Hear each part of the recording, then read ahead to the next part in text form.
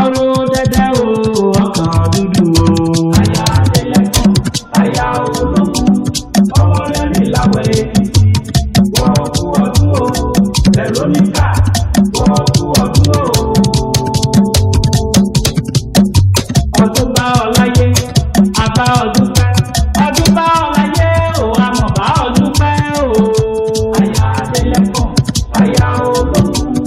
ọmọ rẹ̀ ní láwẹ̀ èkìtì.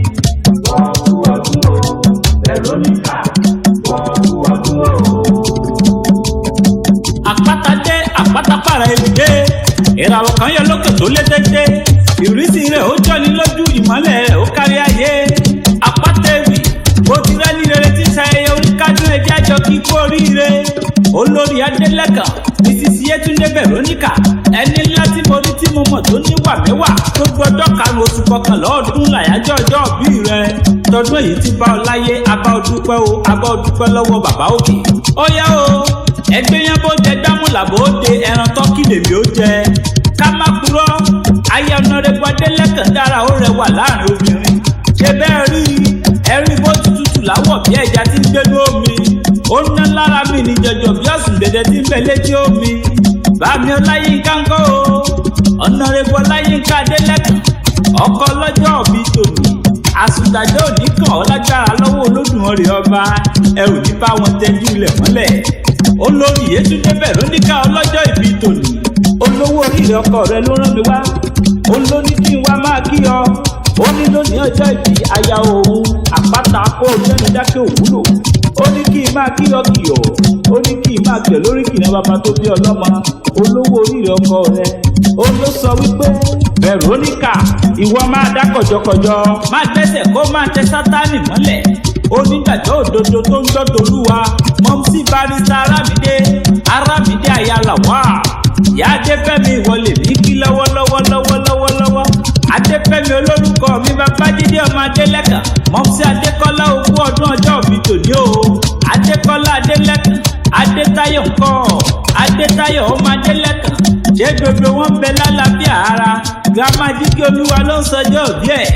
Grandma Adégòkèje kọ Olúwa á tóbi ìwọ ṣá ti máa rìn máa yan fanda bí ọ̀pọ̀lọ́ tí yan lójú ẹlẹ́gùsí tẹ́lẹ́gùsí àyè kan ò sì gbọdọ̀ yí láta ọmọ wọn lókè ìbẹ́dó òkè ìbẹ́dó nìláwọ̀ Èkìtì ọmọ òkè ṣọlá ogún ọdún o adániwáyé ti dá ọ dáadáa ó dá ọ sí máa jó máa yọ̀ máa yan fanda ó jẹ́ bá bẹ́ nìkan ní gbèsè èèyàn tó bá ń bínú rẹ àwọn ti di ṣìgìrì tí ń ṣeré odò tó fẹ́ tẹ́ ọmọ onímọ̀gùn gbogbo àjànàyà ọmọ onímọ̀gùn gbogbo àjẹmọ wẹrẹ gbogbo jànà kan kéjú ẹnu wájọlẹ̀ sí ọmọ ẹlẹ́yẹ ṣe wẹ́yẹ̀wẹ́yẹ̀ kan bá dórí òkun lọ́nà jànà èkúrú jànà èjẹ́ níbi ẹ̀dẹ̀ ìbẹ́dó ọmọ apàrágbàlù ọmọ ajẹun sanra ọmọ oyọ lórí àwọn kọ́bà lórí ùdè ó mójòjò mú kakíka sọ̀pádédé ọmọ ajẹgẹdẹ kan ní ìkànlẹ̀ ọmọ ẹlẹ́gẹ̀dẹ̀ gbẹ̀rẹ̀ ọmọ ẹ̀gẹ̀dẹ̀ yùndúṣu ọmọ òrìṣòkè jẹ́mílà kí mi ṣe bí olúlé kọ́ ọba là kọ́ ọ̀làdé rẹ̀ sí kọ́ ọmọ ẹlẹ́kùnlé àdéwúre ọmọ eérú bọ́ sí tẹ̀ ìyáyà ayékèrúlé àbárẹ̀ ó ti yá sọmọ nílùú jànà ọmọ asọ̀rọ̀ kan ti kóró igi jọ òrìjọ́ kan bá mú bí kọlu kejì ọmọ kan tó lúmọ̀ kúrúlé àbárẹ̀ ó kú ọdún ogún yèdún o Veronica ọmọ òkè ṣọlá aya Adélẹ́kàn ó sọdún òyì orí ẹjẹ kó o tún bá wọn ṣe míì sí ìwọ ò ní bá wọn kúde kú